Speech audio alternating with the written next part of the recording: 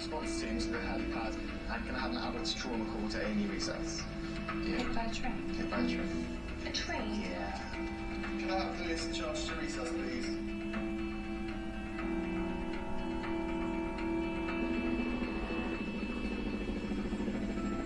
When you hear that sort of rumble above the building of the helicopter landing, the atmosphere is tense, you know, the adrenaline's running, because you just don't know what you're going to get.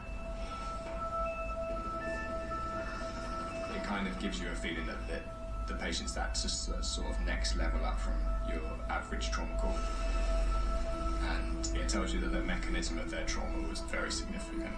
Have you got a number for the neuroanaesthetist? Yeah, would you be able to fast speak them to resus, please? People hit by trains generally don't get to us because that's never going to end well.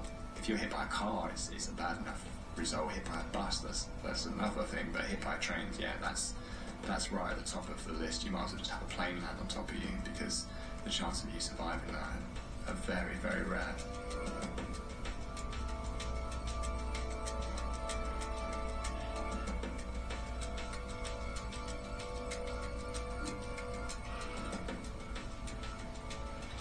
Halfway round. Okay, can we have clocks back on? Ready, brace, slide. So this is Alan, he's 60 years old. About 90 minutes ago, he was working on a track and was hit by the protruding front step of a train going at 90 miles an hour on his right arm, spinning him around down a steep, rocky slope. His GCS has been 15, pupils 4, equal and reactive, and moving through his limbs, but not his right upper limb. With a right open compound mid-shaft humerus fracture with neurovascular deficit. Thank you very much. Airway? Happened with the airway. Yeah. Airway, okay. There's certain things that in trauma that are going to kill you really, really quickly. So that's why it's time critical. Okay, trachea central.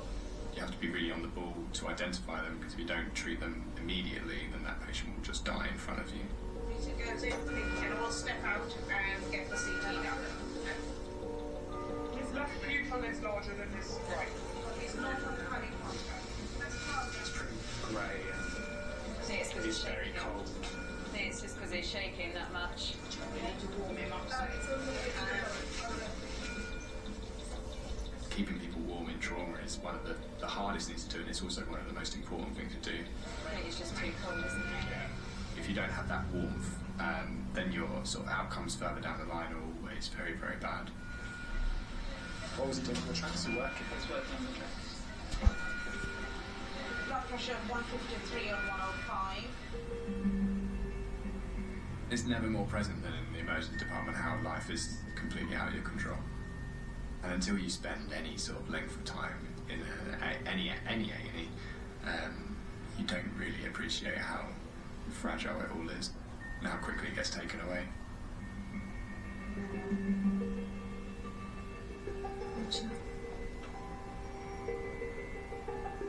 60-year-old Alan was airlifted to St George's after being hit by a train while working on the track. He needs an urgent CT scan to determine the extent of his injuries.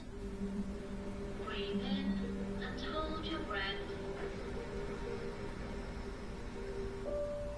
My dad was a very traditional dad. He was always working late, come home, Mum would cook and clean for him, and you know, he was a typical old school dad.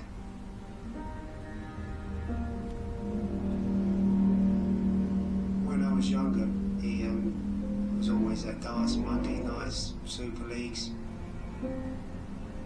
He had a darts tournament where he played Jockey Wilson in a charity tournament, which he beat him and actually won his darts, which was signed. Do you have boxes preferably? He's got a warm handbag and he's got a My dad worked for the railway for around 30 years. He done very well, going from nothing and then working up his way right up to manager at the end. And I know all his team used to get on really well with him. And what I think is just disrupted at a very minimal blood supply. Alan's scan has revealed he's suffered multiple fractures and loss of blood flow to his right arm. Without circulation, that limb will die. Blood supply contains oxygen. Oxygen is needed to keep that function in that hand working, and if you lose that, then it will just die over a period of time. And the same with nerve endings. If you lose it somewhere, you lose it forever.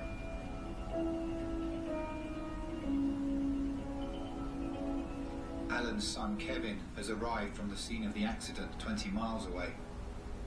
I was at work and my dad came up on my phone as ringing, and it was actually one of his colleagues that was on the other end of the phone, and he explained to me that my dad had been hit by a train at a high speed and that he, I needed to get there basically as soon as I could. It was pretty horrendous for the scene. We weren't allowed anywhere near. They managed to get him down and into the helicopter where I got to see him for a minute or so. Hi, sit right around here. So Dad was, I understand, working on the rail, yeah, that's right. Essentially, he's broken his right arm up there, and obviously it's an open fracture. And then he's got both the bones in the forearm are broken. The blood supply looks like it may be disrupted as well. Right. It's probable that his nerves are injured as well. Of course. I don't know whether he will lose his right arm or not. Right. Yeah, to be hit by a train. I know, at 90 miles an hour. Yeah. To come on Keep with away it, from just it. Yeah, of course. limb injuries. Yeah, yeah. Thank you.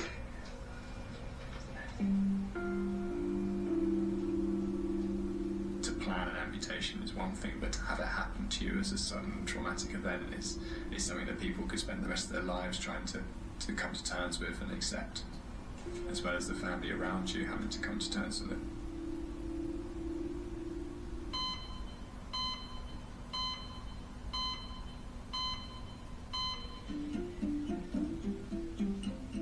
I do need some wee if I've just got that back.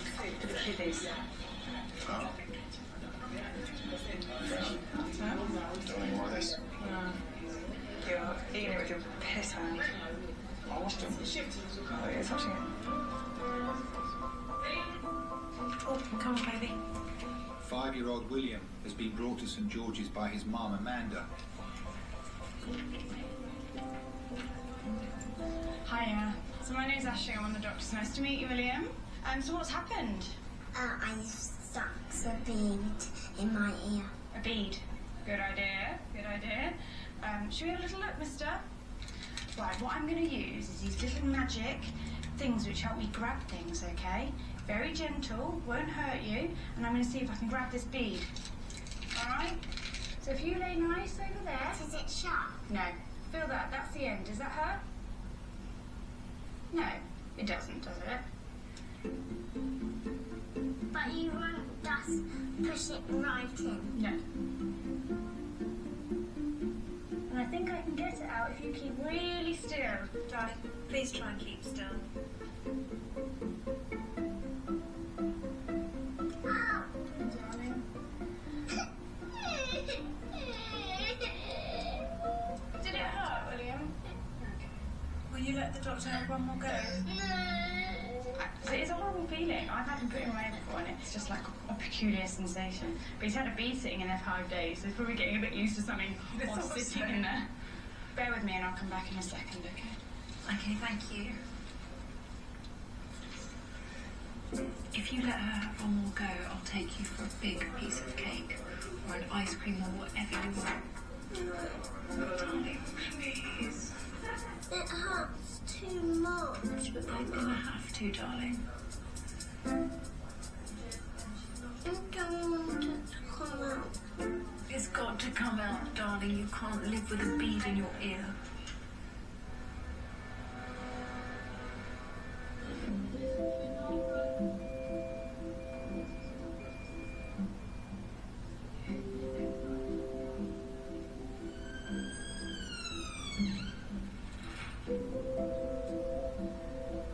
A 63-year-old man has arrived at St George's after falling down the stairs at home.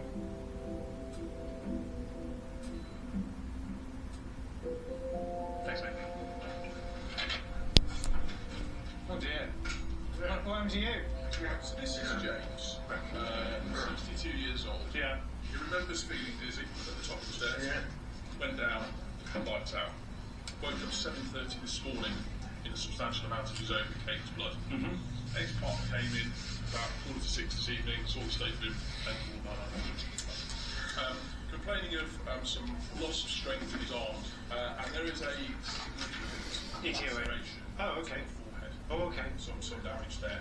On the history, CA prostate bone mets with a terminal diagnosis. They discovered that at Christmas. Your prostate? Subsequently, they did a bone scan and found it had got out. 99. Last night, but that is not unusual for him. He does drink substantially on a regular basis. Yeah. Although not dependent. Okay. Great. Thank you. It's just a punch up between you and the wall, isn't it, my friend? That's right, yeah. Okay, James. Right, I'm going to go We'll get you sorted out. Thanks, mate. When I first found out that I had cancer, it took me several weeks to get over the thought that I might die of it. And then I met someone who was 14 years on. 99. The same thing. That seemed perfectly okay. So I'll probably die of something else first anyway, so who cares? Yeah. Tell me about your hands. I haven't got any grip. No power. I mean, if you look. Well, You want to squeeze as hard as you can? it's, I can open you. I mean, I can't really hold the glasses. And before you fell, Oh, that's fine. This is never happened to me before. is it both arms? Both hands. Both Yeah. hands. Yeah. My grandfather was incredibly wealthy. They had a massive house with a snooker room, a library. They had fresh flowers in every bedroom every day, which they grew themselves in the garden and were picked every day by gardeners and, well, servants. You lift your arms up, kind of make chicken wings like that. No strength at all. And down. I don't know what happened to all that wealth, though, because it wasn't passed down to my father. Just have a look at these eyes of yours. Oh, look. Hello. You see the light, all right? Yeah. How many fingers? 3. No, good. I never wanted to go to boarding school ever. That was forced on me by my father as the proper thing to do because it made sure you had responsibility for everything. I thought it made me rather irresponsible, to be honest, because there were so many rules that you had to break them. And try and pull your ankle up to your bottom. I just want to see how strong that is. One day with 3 friends, we crept out on a Saturday night and went to a pub. But my voice hadn't broken, so I used to put on a very deep voice, and that seemed to work. You know, pint of special, please. She's a little bit weak there as well, I'd say. Yeah, what's that? Now I'm going to be brave. I'm going to have a look what's on here. Oh, ow. Okay, we're going to need to soak that off. I'm going to leave all that there for now because it's not bleeding. And we will need to take it off and give it a clean and close up your head. You've got a big wound there, probably at least that long. James, what we need to do is scan your head and your neck. Okay? And we'll sort you out.